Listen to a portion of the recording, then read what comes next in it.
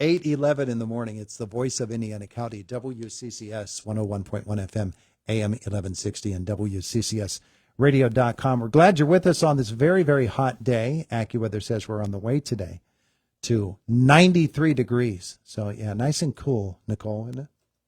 Yeah, get out there now while you can, because it's going to get way worse. That's a good plan.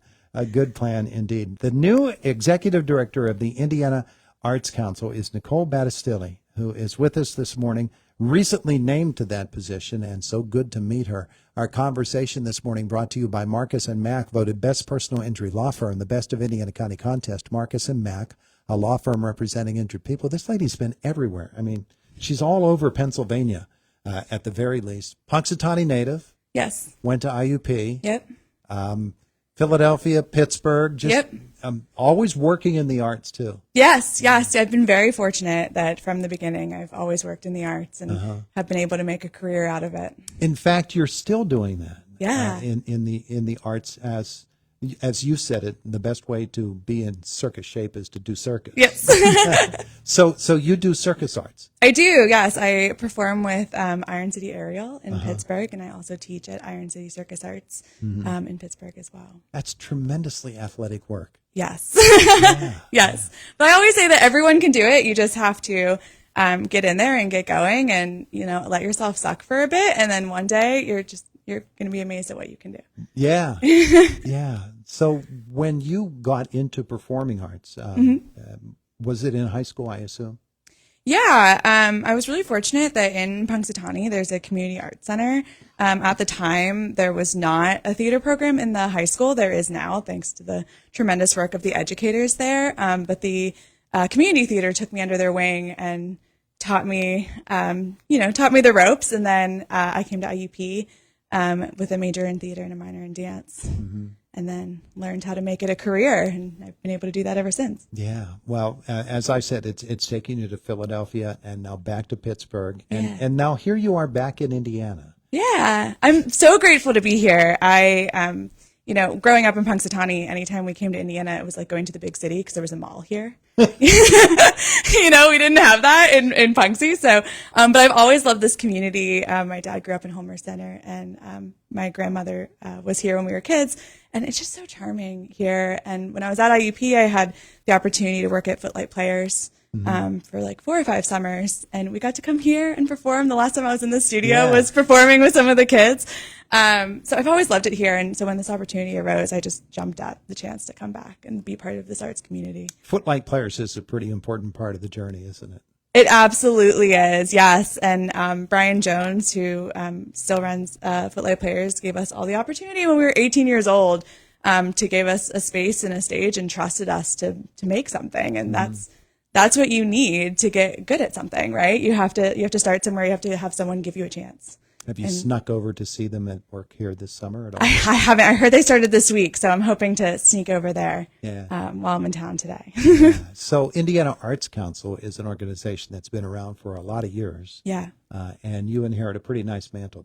They're a great organization, aren't they? Yeah, absolutely. And the arts are already thriving here in Indiana and just so well above what you would think a small community can do. There's so many incredible artists here and such a strong foundation in the Arts Council. And, my job is just to amplify what's already here.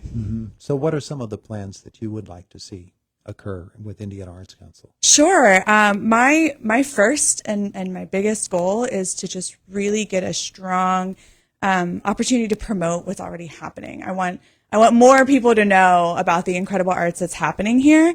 So I'm working on a program to make it easier for people to let us know what they're doing and when they're doing it, and hopefully to lend some marketing support to that. So if you have events that you're interested in promoting, feel free to email me at indianaartscouncil@gmail.com.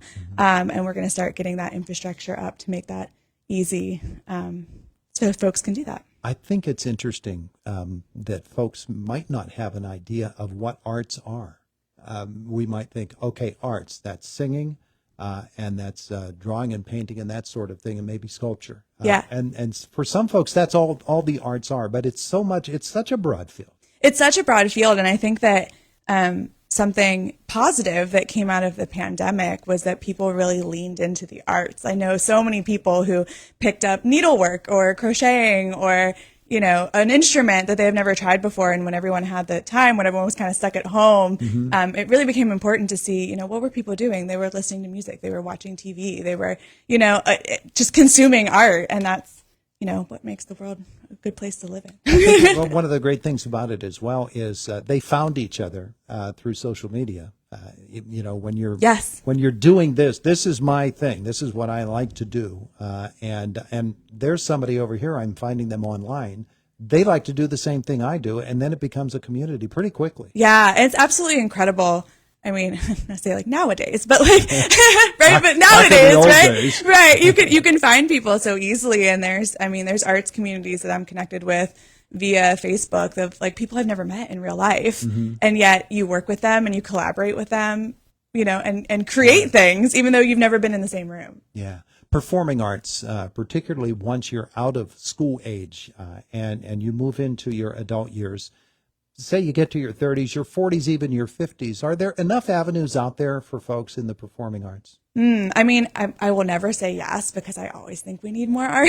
But I think that what's important to take away from that, yeah, when you're younger, you have opportunities, you know, to do your school plays or to be in the band and stuff like that. But I think that, you know, not losing those opportunities as you age is super important, and you don't have to be a professional to enjoy it and to love it. You know, I have friends who have recently joined like adult choirs that are just community choirs that they do for fun, and it brings them so much joy.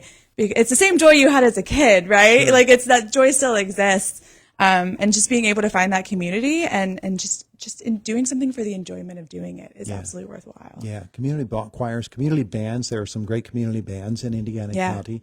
And whatever that avenue is for folks to continue to do what they love to do as a kid, keeps them as kids. Yeah, especially now. I mean, you can learn to do anything you want on YouTube, right? Like any instrument, whatever you want to pick up, or you know, visual arts or whatever. There's a place to start on the internet, and then I know that there's incredible classes in town as well to get out and to, you know, be part of that community. Yeah. So, by the way, we're talking to Nicole Battestilli. She is the new executive director of the Indiana Arts Council, and we talked about some of the things that you'd like to do with the Indiana Arts Council. Opportunity is, I think, one of the biggest barriers for folks to pursuing whatever their passion is in the arts. Fortunately, I think IUP being here provides an opportunity, opens a few doors and windows, doesn't it? Sure, for sure. And I mean, there's quality arts in town at affordable prices. That a lot of communities don't have that opportunity to go and see work that's being created. And you never know who you're watching, right? Who are they going to be in 10 years? You never know. And those community opportunities through IUP sort of feed into what becomes other areas of expression that aren't affiliated with the university, too. There are some great organizations themselves here in Indiana County. Yeah, for sure. And also, you know, that relationship is mutually beneficial. The students who are at IUP need those audiences as well, you know, to hone their craft and to hear audience reactions and to get feedback on their work. So it's a good opportunity for the community, but it's also a good opportunity for the students. Economics has to be a part of what you do as well. Yes. Unfortunately, in this day and age, not everybody is knocking on your door and saying, here's a couple of $1,000, go do this. Right. So fundraising, donations, whatever it is that helps the Indiana Arts Council do what it does, pretty important.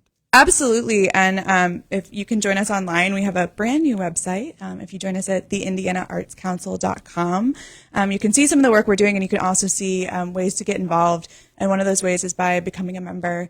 Our memberships are very affordable, and you can help us to continue helping the arts community thrive. Very good. Nicole, thanks. So good to have you back with us. Yeah, thanks for having me. I didn't even realize that in the past we had you in the studio with the Footlights. It's been a long time. Yeah.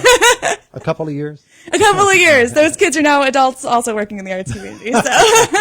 It is the voice of Indiana County. It's WCCS 101.1 FM, AM 1160, WCCSradio.com. People want to know what you do or be in touch with you for the Arts Council. What should they do? What's the easiest way? Yes, please. Absolutely email me, indianaartscouncil@gmail.com. I'm really interested in meeting people from the community, so I would love to hear from you. Very good. Nicole, thanks. Thanks so much. It's Indiana in the Morning on the Voice of Indiana County, WCCS 101.1 FM, AM 1160, and WCCSradio.com. 22 minutes after 8 o'clock, Boomer Sports coming up in just a couple of moments. Jake in our newsroom this morning, and he'll be around as well at the bottom of the hour. Pirates baseball happening today.